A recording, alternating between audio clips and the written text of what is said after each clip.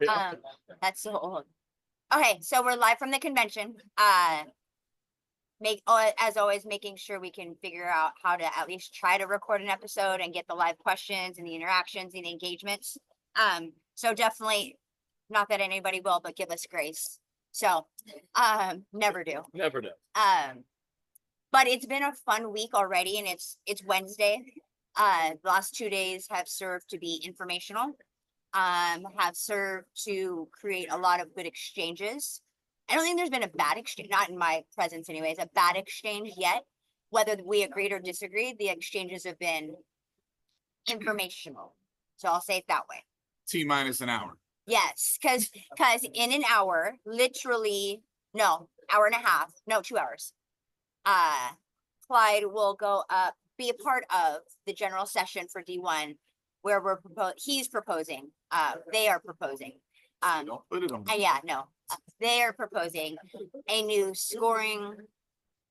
A new score process, a new view, a new process for Division I outdoor track and field postseason model. Yes. Which would ultimately include scoring points at the preliminary round that would carry over into the championship rounds, and a evolution of the numbers that would allow for a better television product to be offered up for consumption. It's a very complicated dance amidst the 30 other proposals that the executive committee is evaluating and voting on here. There's been a lot of them. Some were awesome. Some were interesting. And, you know, for KST's benefit, for the governor's benefit, I hope he gets to find out about a lot of them. But like, we're gonna have to FaceTime you in or something for this one. Like, it's that one. Oh yeah, we gotta do it live. From like meeting, just a live broadcast FaceTime for him. Yeah. Like, hold up the camera. Like, you have to mute yourself so you don't get any of us in trouble. But like, yes, yeah, that's a thing. But yeah, so one thing that I don't know that anybody's actually said it, because I think the theme for that first session was to make more things team oriented. Like, if you looked at the very base of everything that was proposed, whether rejected, accepted, or pushed to the next day, a team aspect. And I do think that the proposal that you're putting up, that you are representing, does advocate for that. It has it in there. I'm not saying it's not the basis, but it's definitely not the basis. No. The essence of it is from the point side of it. The essence of it is very, very simple. We are trying to create a logical way for more teams to have the opportunity to score points at the NCAA championship. We want to stop way short of handing out points that aren't earned, right? But we also want to create, a higher floor to encourage higher levels of competition. And if you're having higher levels of competition, we think that the work that people do should have some value, some context, some take home to it, right? It's really, really hard to qualify for outdoor championships. And it's even harder to advance out of the preliminary round into the semifinal, final rounds. So our view of the executive committee was that work should be rewarded with points towards the championship. Last year on the men's side, for example, 71 teams, when all the dust had settled, had scored at least a point in the current scoring model for nationals. Well, in our model, that would be 135. If you can double the number of people that can go back to their administrators and say, hey, all this work that you've been paying for, all this travel, we brought you back Commissioner's Cup points, Learfield points, whatever you call it. We have a tangible result from the championships, not just did we advance or did we not. We think that has a lot of value. And it would be nice if everybody could watch that on television. So like I said, it's a big lift, and it's complicated. It's got a lot of layers, but I think the energy towards it has been mostly positive. and I'll find out just how positive in about an hour and a half. See, but that's why I think it's a good component for the team, because when you can go back and that the administration or whoever's looking above you can see that you have points to be scored, not because they're easier, Right. because now the people that you bring actually make a dent, Yes. right? Because, you know, the biggest example that we've talked about is Arkansas going from a poop-tastic meat to looking like it was okay. Not great, not good by any means, but an okay meat, because there was something that represented the body that was there. Yeah. So I think that has the strength to where like that becomes not a team event or anything, but more, It's a better to representation push. of the work that was yeah, done. exactly. Yeah, like you It's said. like we do a terrible job Louder. of we do a terrible job of getting credit for our work.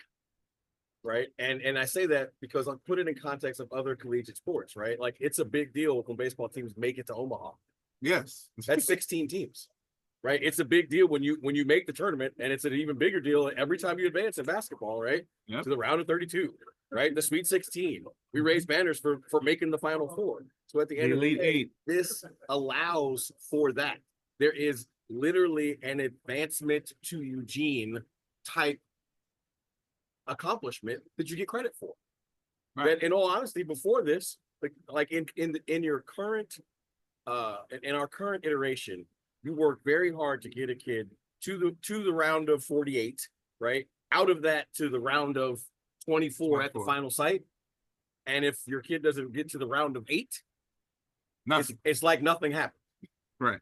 So at least in this iteration, something happened and you get credit for it. Yeah. And I think that that's I don't want to take shots at anybody, but I'll say like you're very short-sighted if you don't see that as an advancement. Like that's a high tide that raises all boats. For sure. Well, the thing that is, can you guys hear me? Yes. You can. Yeah, because the thing that is clearly from our standpoint as coaches, when you think about the amount of angst and the amount of energy that's put into the first round meet and what we go through as coaches, if the general public were to see how stressful that is to go from 48 to 12, right? And not only that, there is no connectivity at all Yeah, between the two. between the two. So if there's some way to carry over, and, you know, I mean, the other part is, let's call it what it is. There are teams that are treating the first round as their national meet. So the governor's talking about one, the disconnect that's from the prelim round to the final round, one, two, the visibility of the angst, the anxiety, the stress of getting your athletes from prelim even through to the next. So Yeah.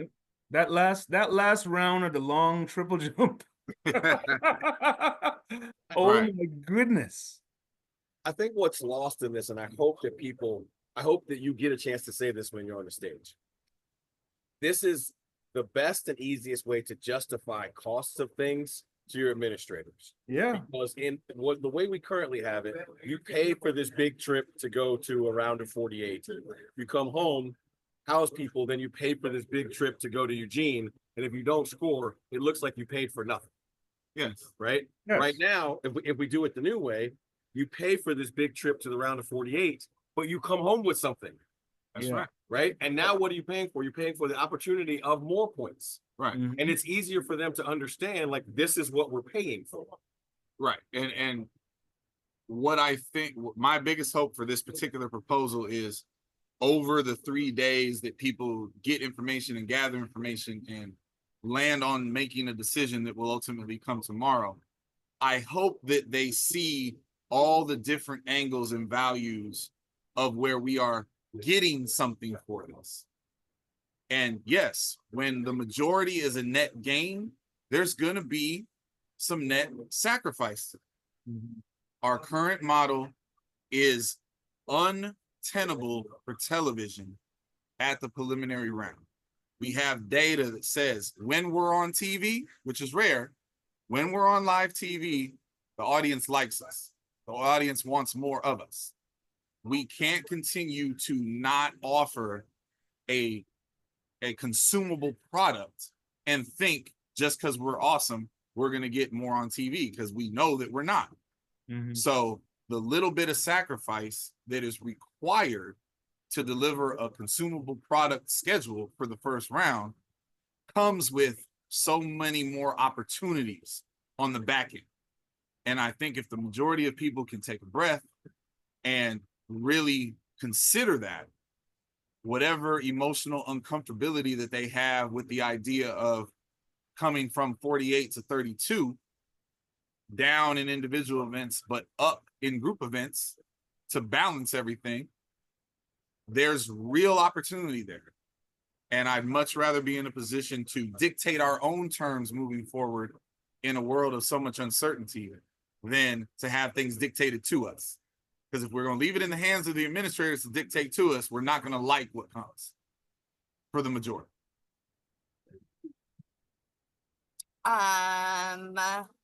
Turning it to the floor. Throw something at us. Questions from the live audience. Did you apply to be the relay coach?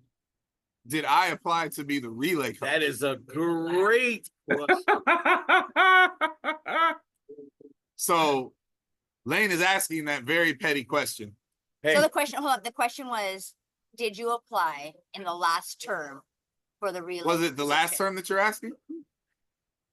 Last term and then going Right. forward? So he's asking that very petty question because in my presentation on the 4x1, I literally challenged the room, since you have so much to say, make sure that you are doing your own applications for the jobs that are available.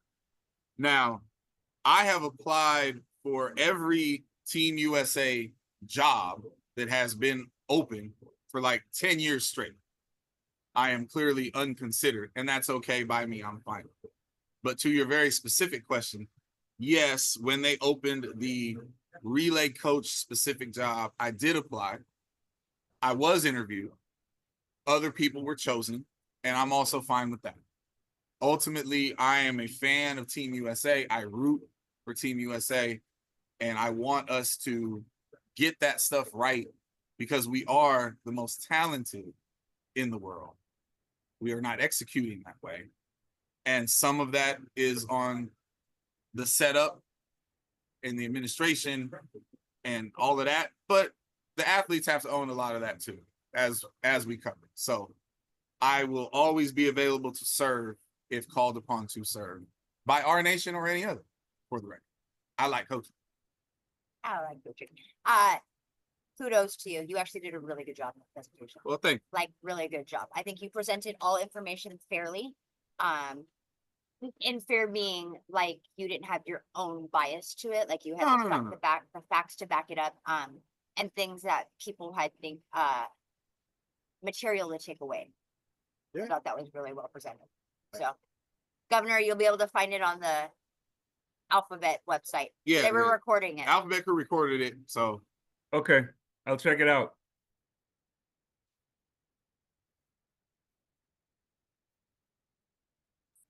What next else? question from the yes, sir.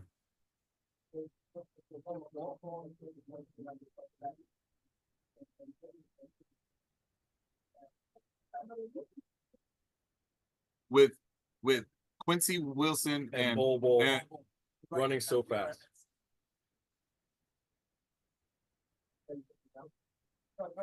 Gow, yeah. Yeah, Bol plays basketball, but I knew who you meant. Right.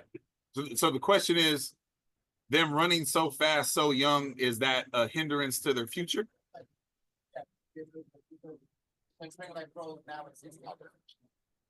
Wait, can you repeat the question? Did you get that, Say Governor? it again? The question from the audience is, with Gout and Quincy Wilson running as fast as they have at such a young age, Yes. is that ultimately a hindrance to their potential futures? It all I would comes, say- go ahead. Because our sport is it's one that requires progressive development. I don't think that there's a definitive it's too young for them to do this. But there has to, like everyone else, there has to be a plan in place. If you are physically ready in our sport, then you're physically ready. but now how you have to be managed is going to be different than if you were physically ready at 20 or physically ready at 24. But at the end of the day, the career has to be managed. I mean, look, Bolt ran really fast at 16. Yes, he did. I saw it. Right. So like, you know, like at the end of the day, that's not a death knell. Now it is very different if you look at history. The younger you run fast as a female, the worse the predictor of success that is. But a lot of that has to do with genetics and not development. I think, to be honest, all that really matters is what is the plan in place and whether that is going to be progressive, because training age is training age. It's actually more important than actual age.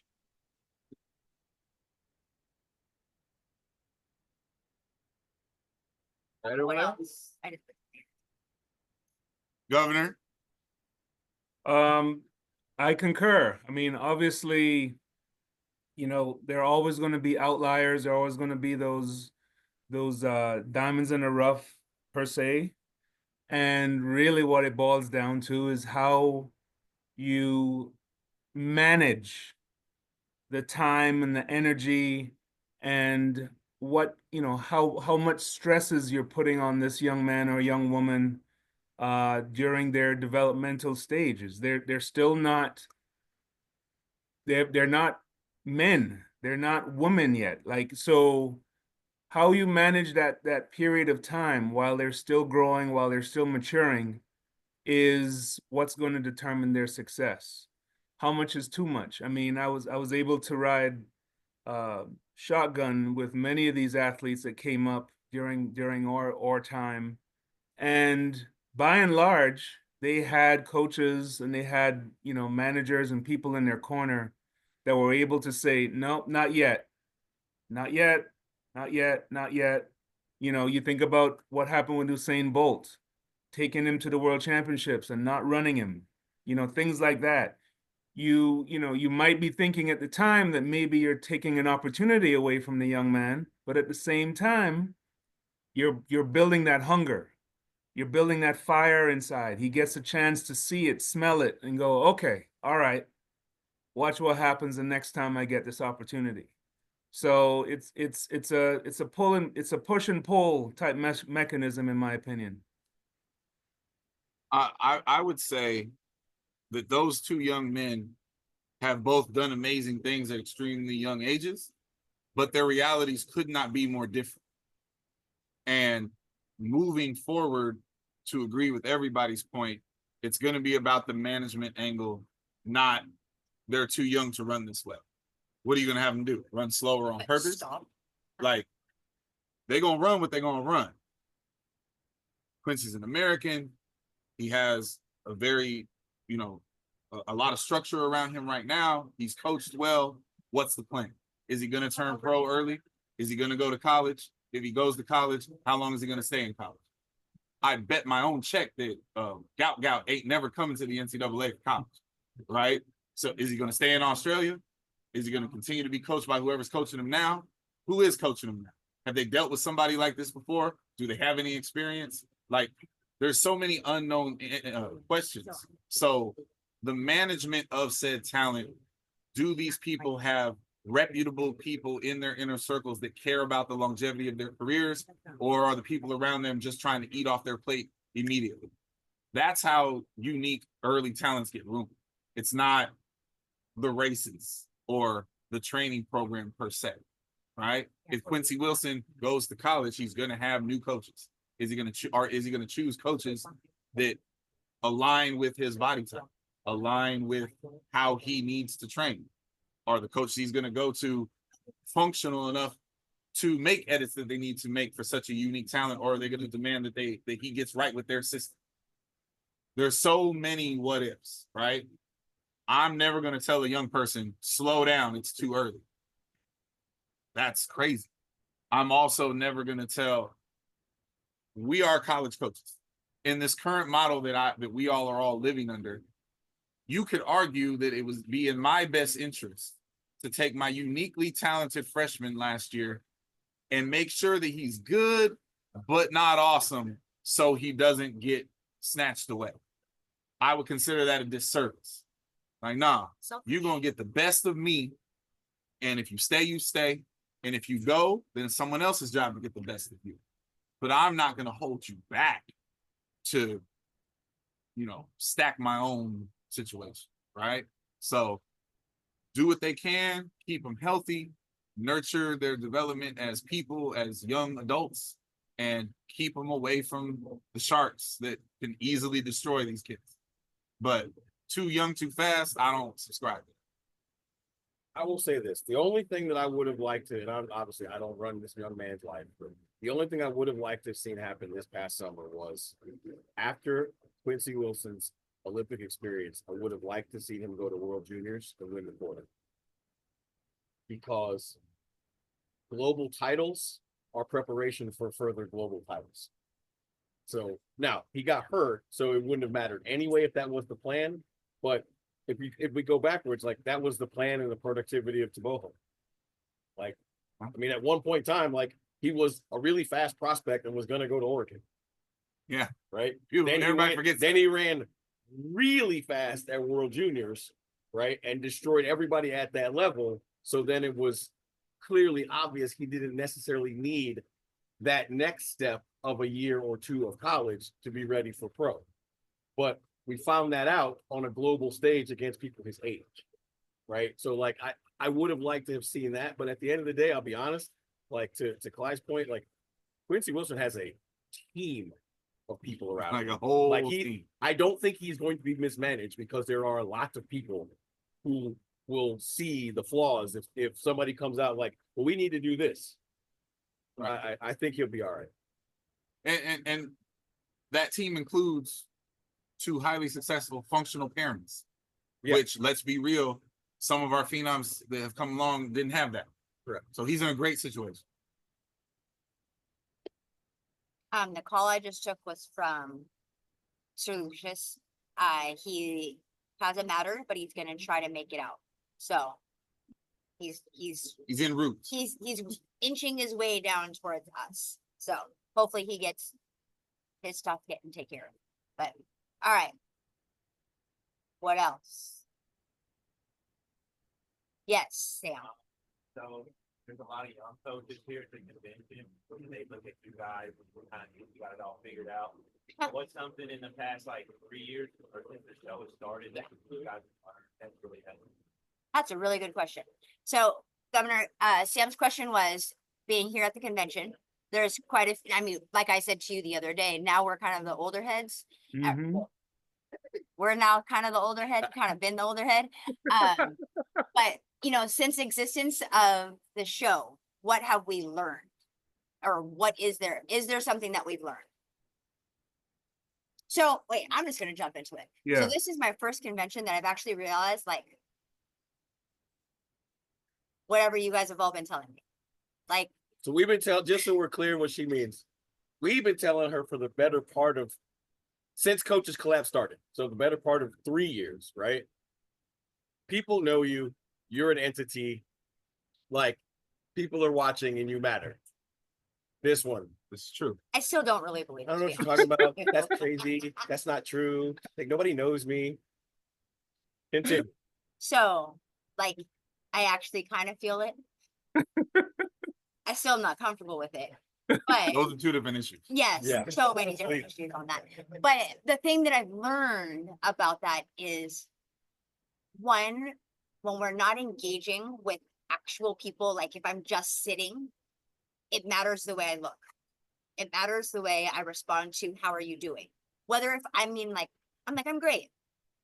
It's completely different than like I'm doing phenomenal or I'm doing great. And if I actually make eye contact, because as younger coaches are developing and seeking to what they think they need to be doing or think that what they need to be presenting, they're picking up on that, right? So if I'm like in my face in my phone the whole entire time, not looking happy or not at least like content in the seat that I'm in, then it looks like you have to be that way. And you've got to boggle yourself down and you have to be stressed and you have to do this when it doesn't have to be that way.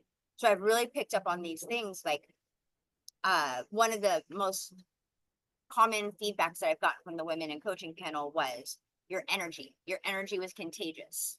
And that is something that I really hold close to my heart is my energy is what I have and what I am. So I always try to make it like it. And so look at God.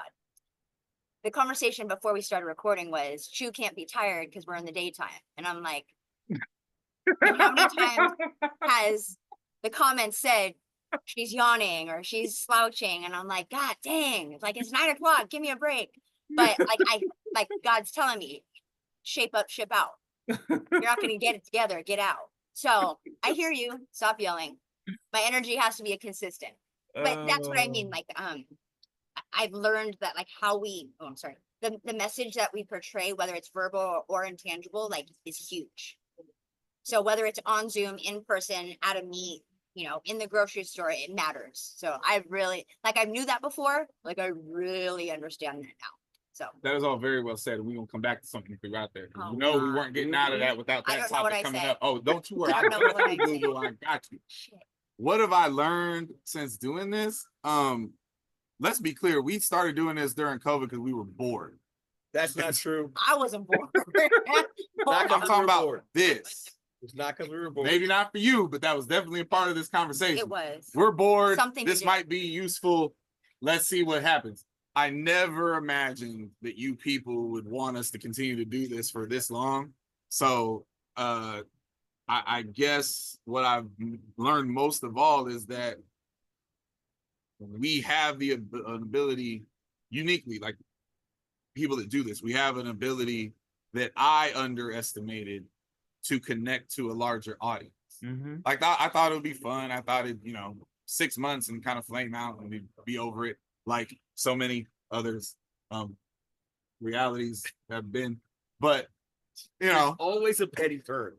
but no, I appreciate the opportunity. I appreciate the people, care about what we have to say, and that there continues to be an audience asking us to continue to do this. And so it's been fun. We found wildly creative ways to do all of this thing. And I mean, hell, I've gone through a lot of life changes since we started doing this show. I wasn't a parent when we started doing this show, and I have a 3-year-old that runs my entire life basically. And all of that has happened in the genesis of this show. The first show I missed was because he was being born, right? Like That's how we got the governor. that's how, right? That is the birth of the government. So, like, this thing now means more to me than I thought it would, and it's cool. So for me, He's answering. I don't know if y'all all, heard. all of us, Yeah. and I think I can speak for all of us. When you talk about the love of our sport and the fact that we would do this for free, if you understand what I'm saying, and the fact that this is now translated into something that's taken on a life of its own, and you think about Wednesday night, about everything else that we have going on, and the fact that we will all line up, get all our stars together, and get on the show and talk for hour and a half to 2 hours about something we absolutely love. And I think that has trickled down into the general public, into the general sphere, is that yes, it does matter what we do, and it does matter that we need to touch on these topics, and it does matter that we need to keep people abreast of what's going on, because we can't assume that everybody knows Yeah. what we know. And so it's caused us to stay connected, right? Because especially in the last 2 years, the way that the landscape has changed, if you're not up to date on what's going on, you're going to get left behind. Yeah. So that's what I've learned. He's learned that everything that we do does matter and that we have to stay connected, that we have to keep everybody abreast. And whether it's you all telling us what's going on or us telling you what's going on, like it all matters. So that's cliff notes of that one. I don't know. For me, it's all very surreal. The genesis of all of this was yelling back and forth on the phone at Mouse, and we were both like punching air about the state of this and the state of that, and we're having these long conversations, and it developed into further conversations and a show. But I think in the end, what I've learned is twofold. Externally, I can't say it any better. Like, you hope when you do this that people will like it and that it will matter. I had someone in Paris ask me, are you guys going to still be able to do the show every week? And then before I could answer, they said, well, of course, because you've already gone through an Olympics and 2 world championships. And that hit me here, because I never think of it like that, right? We record every Wednesday and we put the show up on Friday. But this show has gone through 2 Olympics and 3 world championships? Yeah. And there's not really a sign of it stopping or any of those things. And then internally, that my love and our love for the sport actually is a tool to help others. I feel like we get to be change agents and tide movements. Like, we get to raise the boats as opposed to just standing in the corner and having conversations that may or may not better the 2 people having it. We get to have conversations that hopefully can better the 300 to 500 people that watch it every week. And I think, honestly, that in and of itself is amazing. I don't know what I ever thought it was going to be, but I know I didn't think it was going to be this. Well said. Now, I'm not in the audience, but damn, we're gonna get this question off. So, Miss Chewy, there is a faction of attendees at the convention every year that would like Oh, to better gosh. understand the genesis of and reasoning behind why male coaches are excluded from the women in coaching seminar, when, to be clear, that was not how it was at the beginning. Why did we get kicked out? So I actually brought this up to the heads, and I said, the conversation has to be, I have to at least bring the conversation out and you respond. And the response was, far too often when the conversations start, they start in good nature and informative and whatnot. But there are some, not all, there are some who can't keep the conversation where it needs to be. They start to serve their own agendas, kind of like what we were talking about before with the rules and whatnot. And then start using the I statements. Well, when I, or I want to, versus just listening or gathering the pebbles, asking for clarification, and learning, right? And so that was the first response. What I was leading to last week, and what we had further conversation about on Monday, was I agree. I think that there does have to be a conversation that exists that includes the opposite gender, because the boat's not going to sail with just one of us. It's a group of us, right? And I think we all agree to that, and we understand that concept, right? Let's be honest, and this isn't a shot, so sorry. Your boats aren't going to sail completely without us either. 100%. It takes all of us. So I say that to say,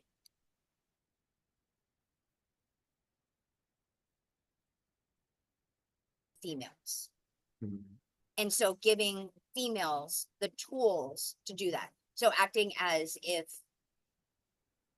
when I teach a level 2 jumps, longevity is for how do you keep your job? So these things, right? Or even how to keep sane. And so that's not keep sane. That's not a good one. Networking. Sure. How to keep upping and leveling up. So that was the longer conversation response. I believe at this very point, because we've had this conversation on Coaches Club. Yeah. We've had this conversation here multiple times. the conversation comes up with, that's a very evil laugh, whoever's laughing. In women in coaching multiple times, more than I know, because I'm not on that board or head. I do think that there needs to be a separate something that has to happen. Okay. Because I do think that the women in coaching needs its own thing. Okay. Just to make sure that we keep the boat afloat, right? And rising, if anything. Okay. So there was over 300 attendees this year. Kind of where I got that fact about now I've went over the hill and I'm on that side of the hill, was how young everybody else. And there was people that I recruited. Oh my gosh. I was, oh man, that hurt a little bit. I'm not gonna lie, a lot of it. So knowing that,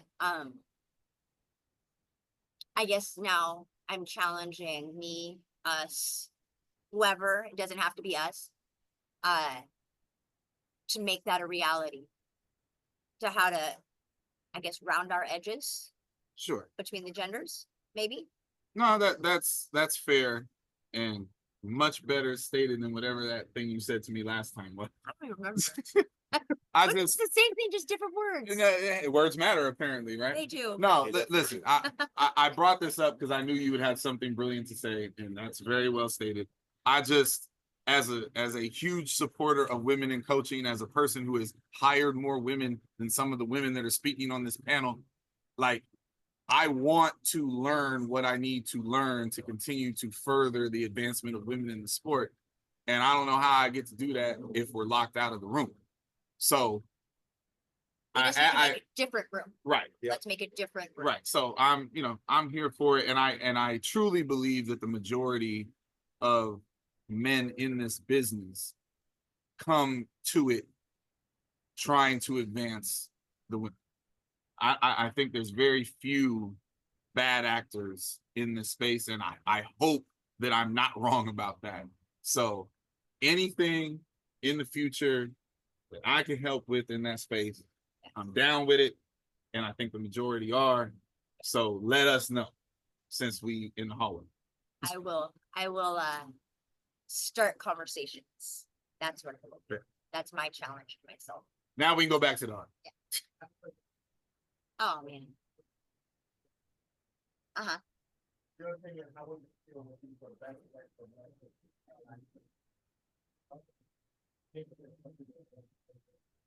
What was the last part?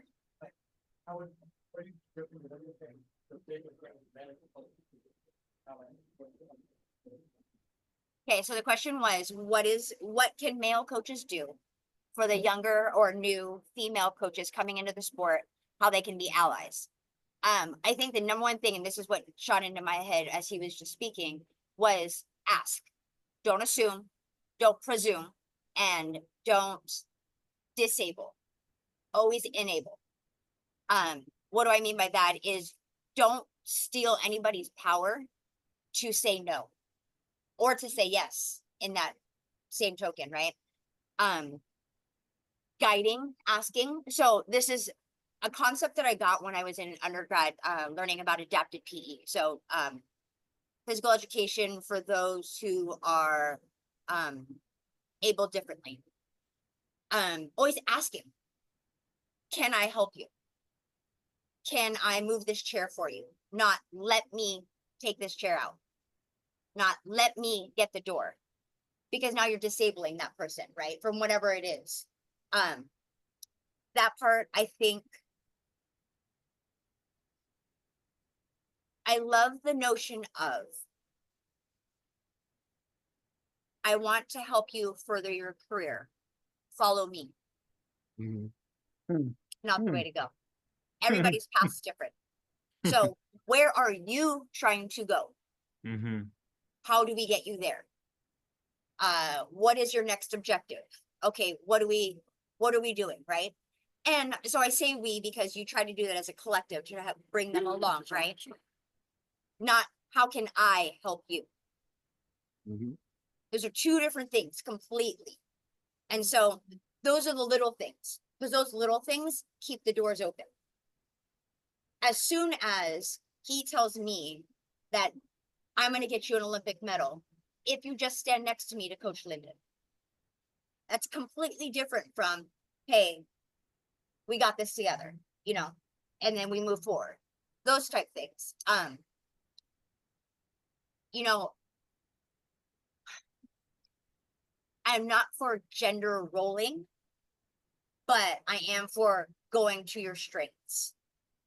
So identify what yours, being the person that's helping, and what theirs, the person you're trying to help. Figure that out. What are those strengths, and how do we either level the strengths to the quote unquote developments, or make sure that the strengths stay strong. So that type of thing. I don't know if that's okay. I don't know if that's complete. So I don't know. Does anybody have anything to contribute to that? I mean, I know like there's now another female sitting out here, but like as the only female, who are you? I can't even read that. I'm gonna. Love it. Love it. Oh, duh. Social media. I can read it.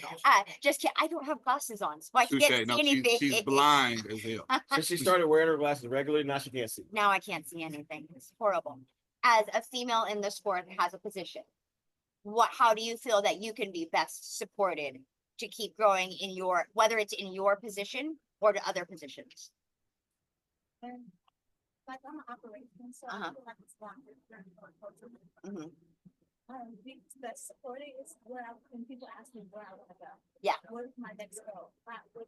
Some people like to assume that I want to be coach and that I want to like get into techniques and all that other stuff. But I'm interesting, but I just want to go into administration or professional sport. I don't know, like That side. Yeah. So, sometimes it's something I'm glad to get back to.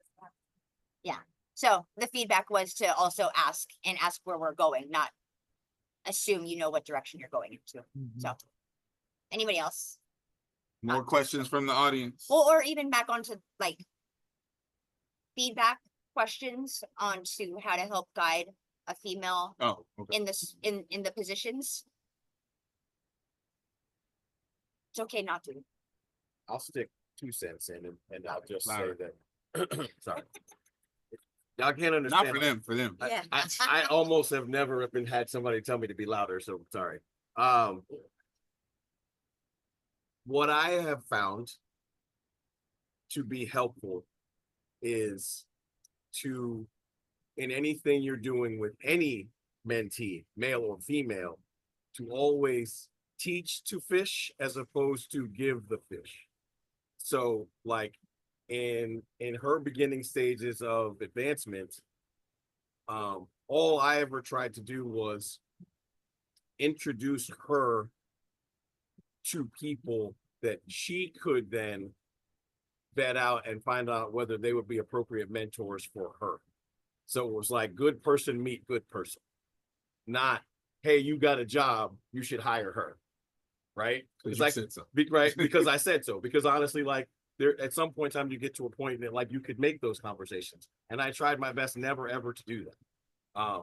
It was more about, will you take a breakfast with this person? Because I want you to meet them and then you figure out whether y'all have a connection point. And so that way the person doesn't feel like I sold them a person, and the mentee doesn't feel like I gave them something, because all I did was open the door. Like, you go, I didn't even go in. You go in there, you have the conversation and see what comes of it. And I say that because if you work mentorship with 2 hands behind their back and making sure they don't ever fall backwards, then you're never inhibiting them going forward. And I always felt like that's how my mentors were with me. And so I tried to make it as hard as I could to do that with anybody that I have mentored, male or female, but in particular for female, because everybody wants to tell women what to do. It's just like, come with me, I'll show you how to do it. And they mean well. But the problem is, it all starts with what you think they should be, like what you've created a goal for them. So now you're going to try to help advance them towards that goal that they didn't tell you they had. And that's why they both said asking what their goals are is the first step. Because then you're not running down this way and they want to go that way. Well said, sir. structure from the American and. What else? Oh, Sir, oh yeah, we know you got questions. So, as seasoned coaches, what would be some of the advice you would give to younger coaches or your younger self? Like, what would you tell your younger self what you know now that you didn't know back then?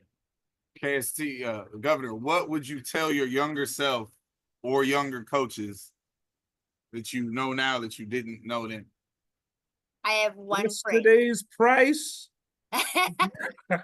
Absolutely. Now, Say it what do you slow, say? it's gonna He said, come back. he said, yesterday's price, not today's price. So, in Yeah. a snapshot, collect more stones than you throw. Oh, that's Yeah. Wow. Yeah, I put thought it on a that. postcard. Wow. Like Wow, that wow, was wow. it's really been something resounding in what I say to mentees and in the educations that I do outside of this is at a very young coaching age level. I was like, why did they say that? That doesn't even look right. I wish they would do better. Like blah blah, all these things, right? And I was casting all these stones instead of just listening, observing, and watching and learning how to coach better sooner. Like I feel like supposedly I was good when I was in high school. I don't believe it. I think it was just a lot of luck. But like, had I paid attention when I was coaching high school, I think it would have been I could have been a better coach sooner. So that's my snapshot. Collect more than you cast. Yeah, so That comment. I agree Oh, go ahead. wholeheartedly. I agree wholeheartedly from the standpoint of, you know, again, I say this ad nauseum. We come from the generation of shut up and sit down. That's right. But there is something inside that when you just shut up and watch.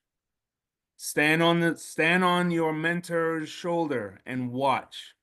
Take in the little idiosyncrasies. Why is he doing this? Ask questions, right?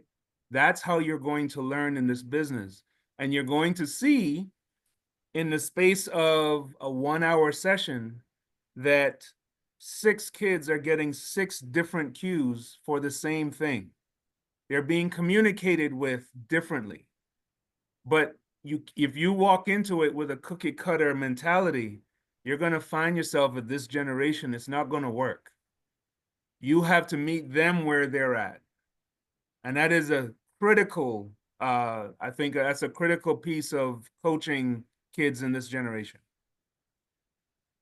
I agree. Governor said you have to meet your athletes where they're at, as opposed to like being stringent in a cookie cutter environment that everybody's going to be able to do this.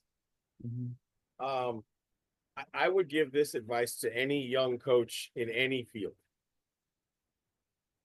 Always be prepared to take notes. Teachable moments come when they come. And if you are not prepared to take notes, you will miss them and therefore have to learn said lesson again later. If you always have a phone to write notes, if you always are prepared to learn in any scenario that you're in, you will get smarter much more rapidly. Many times we have to see the same video 19 times before we see it. But that's because we weren't paying attention the first time. Right? We all have phones, so we can all get ocular proof of things that we see. But take out your phone to make notes to look at later, as opposed to take a video or something to post then. Because once you post it, you forget about it. Well, and it still doesn't tell you as much as a film does. So you've got to keep collecting. So like one thing in Boo's thing yesterday, as opposed to taking notes, like this is something it just dawned on me recently. Instead of sitting and trying to capture all these notes or like screenshots or photos of his slides, I just put my voice memo on and I recorded the session. Yeah. Right? Because then I can go back and have context to the things that stuck out in my mind. And I was like, how long have I had a phone and not used this at all? Right. And I'm like, dang, that's so, that makes me mad now. But like, and obviously be respectful of the people that you're recording. They have to give you the consent, but being able to go back and doing those type of things, like getting the whole picture as opposed to just the snapshot is the principle that I'm talking about. So I take your question 2 ways. What would I tell younger coaches, that's always odd for me because forever I was the younger coach, and given the smorgasbord of people here, I still am. I'm most more on that side than the other side, but I'm more so in the middle ground, right?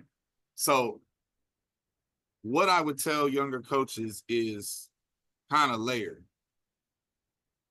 It's better to chart your own path, your own way, and be able to look at yourself in the mirror than to try to follow someone else's trend and lose your way, right? So many people come to things like this or try to attach themselves to a thing that they think can serve them. You don't learn much that way, the way you would doing it yourself. Make your own mistakes. Make your own mistakes, right?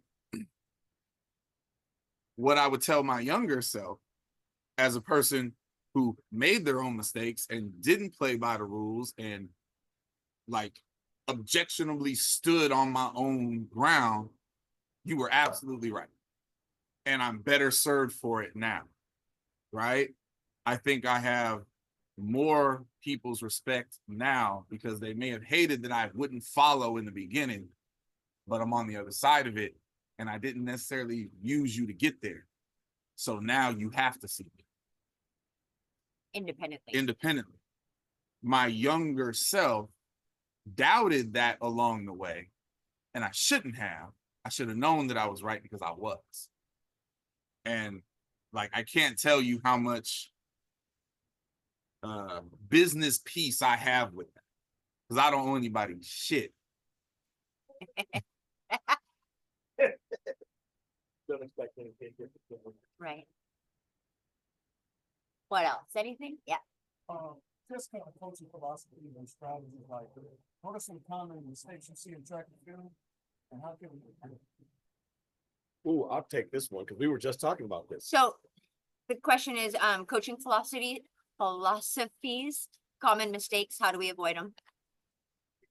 People confuse difficult with complicated. And track is a really simple sport. It's difficult. It's very hard. But if what you have to do is simple and hard, do the same correct things over and over. Don't try to reinvent the wheel or come up with a more complicated way to get somebody to do something, because then you lost the minutia of trying to learn the drill.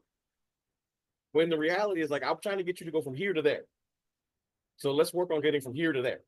Now, I don't need you to go over there to learn how to do this, right? So often we complicate this sport. This sport is simple. And if you simplify things as much as humanly possible, nothing will get lost in translation between you and the person you're trying to get to do what you want them to do. My own personal thoughts. I don't remember what year it was. I feel like it was 07. I went to USATF level 1, and there was a whole section on coaching philosophy. And, you know, I'm in there because people told me I need to be in there, and they made us come up with like an acronym for our philosophy, right? And it was cool, and I understood the exercise. But I like very quickly, while working with like babies, 9-year-olds, and high school kids, I very quickly understood, and I'm not shooting at the question, I hate coaching philosophy because way too many people in our business adopt a philosophy and they hold on to it as if it's going to fit everybody.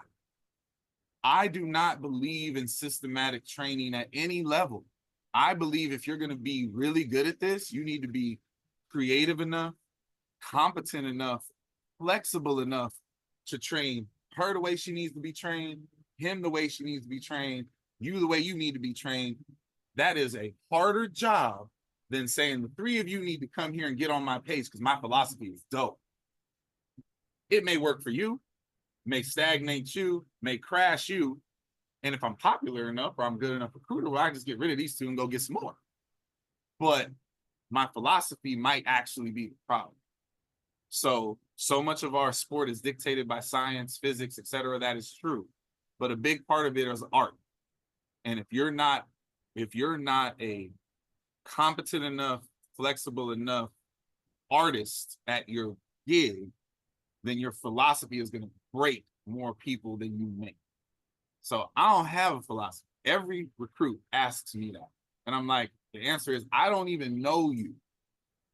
So I can tell you conceptually that I would tend to agree that this is better than that, but that don't mean it is for you. So when you get here, we're going to figure it out together if you choose to listen. I had multiple hurdlers last year. Practice the same way. I did the 4x1 presentation earlier. I've had to separate half of my team because these two need to hear it one way and these two can't hear it that way. I have to be able to speak languages like that. And if you're not competent enough to do so, or you expect 18-year-old kids to get on your page, these 18-year-old kids Good luck. who have been raised by this and can't look you in the face when you talk to them, your philosophy is going to suck one way or the other. So I don't even have no philosophy. Meet the kids where they are, figure it out, coach the athletes, not the events. That's your philosophy. We talked about this on the show before, like about coaching the athletes, not the events. Yeah. There's your philosophy. Each of you have children. They're younger or older. For those who have older children, what would you change in your younger self, like during the season, and making sure that you're getting the time with them that's necessary to have? Governor, what would you change in your younger self to make sure that your balance with your children is good? He's laughing. They ain't heard nothing you said all day, but they can hear you laughing. I'm laughing because in my humble opinion, it is almost impossible to have balance when you do what we do. It is when you are dumping your heart and soul, your emotions, your energy into energy vampires, or Vampires, use that a few times this week. when you're dumping your energy into that and you're facing a brick wall every single day and you're coming home every day and you're exhausted, you're trying to find whatever little energy you have left to take care of the knuckleheads that you gave birth to, right? And that is hard. It is extremely hard, but it doesn't mean that you stop. It doesn't mean that you give up. We go through this every single day, every day.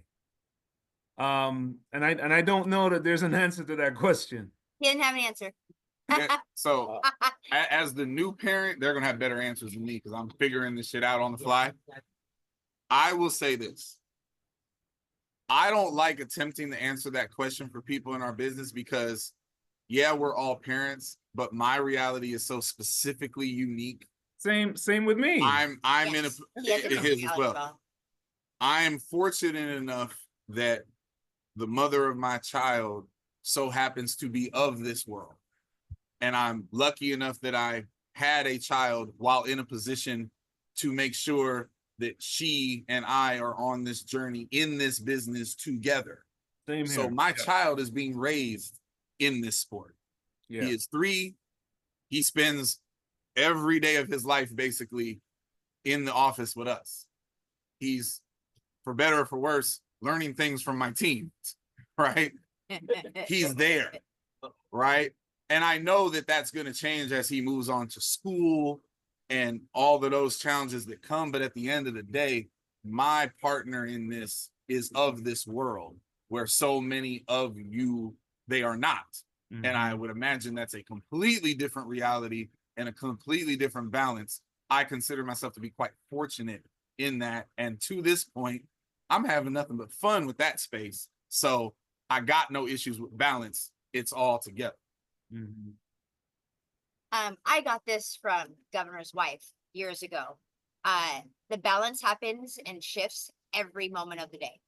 Yeah. Literally, like I was dealing with my daughter missing her eyebrow appointment just now on the phone, you know? How do I figure that out without losing $50? You know, it's literally shifts by the minute, by the second. Yeah. And I have to find the peace with being okay with that. I have to steal a little bit from here to give a little bit here, but then I steal it back to give it here on a different day. I don't believe in the 50-50. I don't believe in the 75-25. It's 100 here and 0 here, and then 100 here, and then 100 here, and 100 here, and then 0 here, probably for a lot of the day. I'm okay with that. I don't think that anybody has to be okay with that. Your partners are probably not okay with that because they more often than not get the 0 part.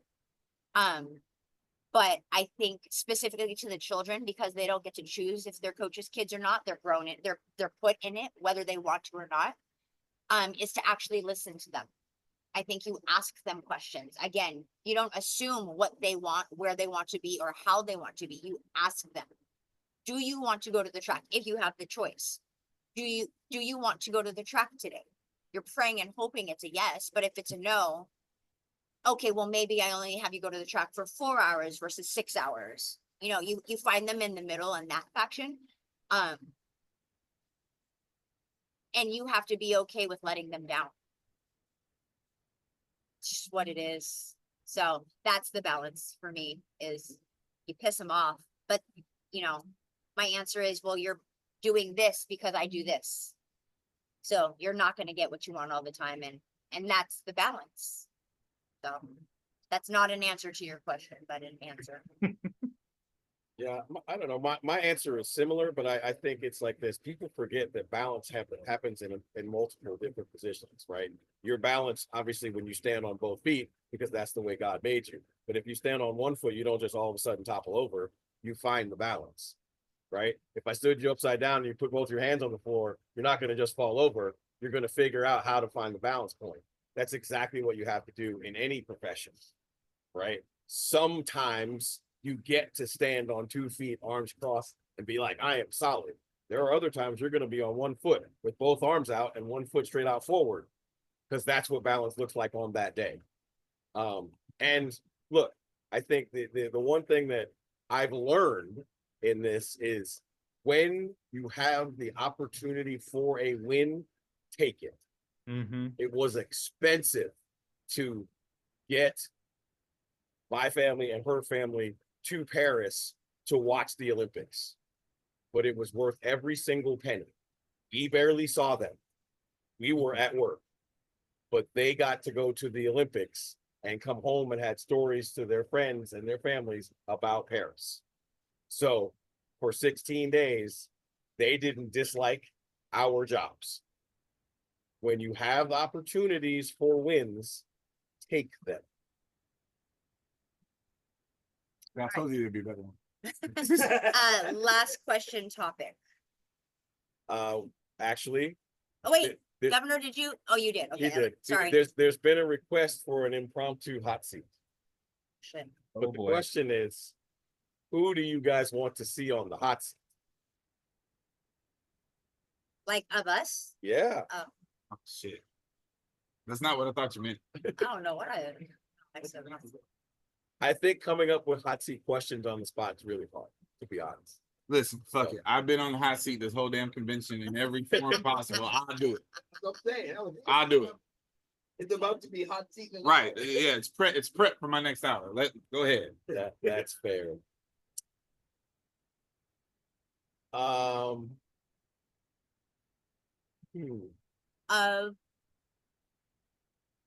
Of the 2000 range, so 2000 to current, Yes. who's your third leg on the women's relay? Oh, And then men's after, From 2000 correct, to now, to current. So anybody that is who running, would people who existed in that era, yes, who would I put on your on third, women's relay? correct. third leg. Third Third. leg. Third Okay, leg. Third leg. specifically 4x1, I didn't think. No, I understood it. Just I be understood it was 4x1. Good one, Chief. It's a very good question. You can tell I haven't worked all week, got brain There's- cells. I'm tired But there's only two answers. I'm remembering. No, okay. So there's Right. two answers. Okay. It's American? either, yeah, I mean, I think that's what she was asking was American. Yeah, the sorry, question yes. wasn't American, but I'm choosing American. Yeah, sorry, I The, intended that. the answer would be third leg specific. The answer would be for me, Inger Miller or Jenna Prandini. Okay. Because of the skills that they constantly and consistently proved Displayed. to have in that space. Listen, go watch the video. Big. Jenna Prandini single-handedly saved that win that we got in Oregon in the preliminary. Yeah. Okay. If it was someone else, we wasn't even in the final. No one taught her how to do that. She knew how to do it. You see what I'm saying? And yeah, I could have picked somebody with a faster 100-meter time or whatever. Inger Miller and Jenna Prandini. Inger Miller is an underrated relay runner, in my opinion. I don't know why she would be underrated. But she is. Her name never really consistently pops up. And I was like, where was Inger in 2000? She was still pretty damn high at her. She was on the relay. Right. But she, was that her best year? I don't know. But 2000 was throwing me. Inger Miller, Jenna Prandini. Man, Men's. Now that's hard. dog.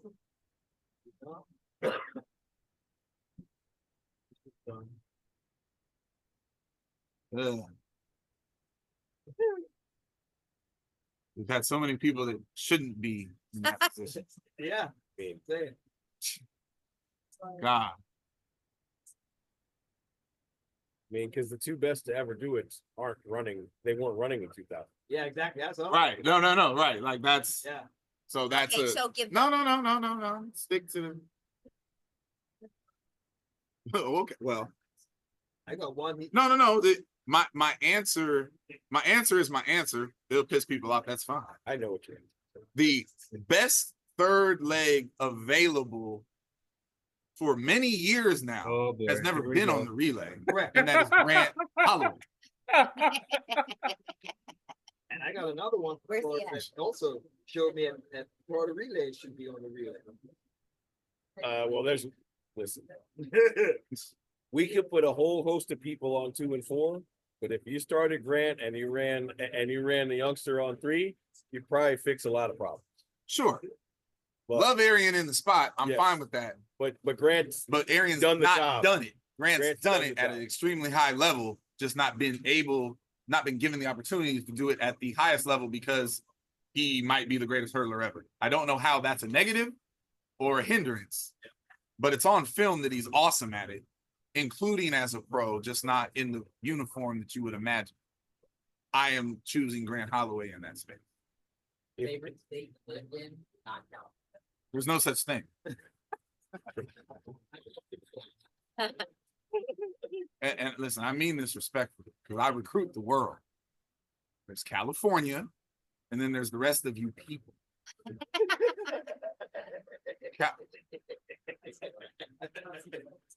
I don't care if you care about scenery, if you care about the environment, if you care about things to do, if you care about economics, whatever you care about, the answer is California. I have enjoyed my life in the other states I have lived in. I have never enjoyed the other states that I've lived in. None of them. All of them, I like some people. I like my jobs. I like my athletes. I wanted to go home. All of them. I would not choose. I'd probably choose out of the country. If I had to leave Cali, if things go left in the next 4 years and I need to get up out, I'm not going to a different state. Going out. I got one. Sorry. The best 4x1 of non-sprinters. So they don't sprint. They're jumpers, or I guess they'd be jumpers.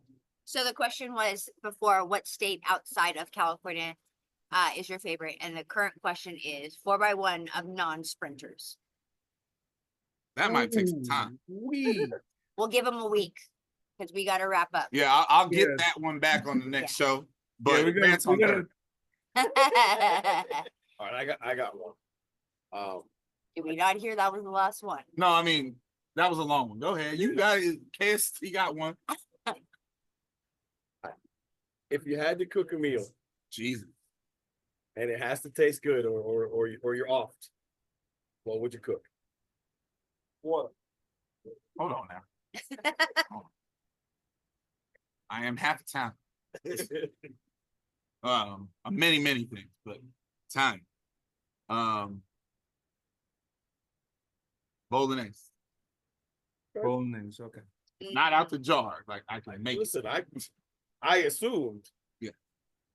I can do that. I can do. Governor, Yes. you have a hot seat question before I go deal with these bullets.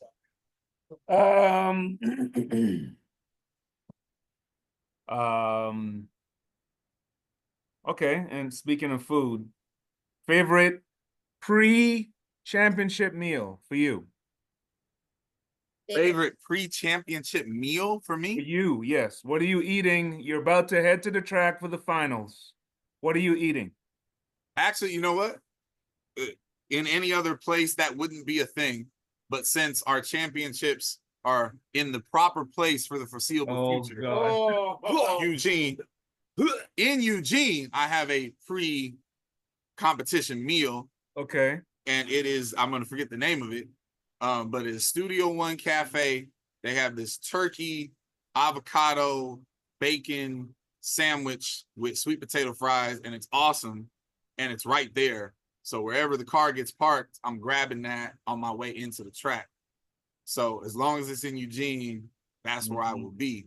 Now you just screwed yourself. Now everybody's gonna. Yeah, go. it is. Yep. Now Now you're not there's gonna be a line. There's always a line. Because in I'm Studio One. like Studio One.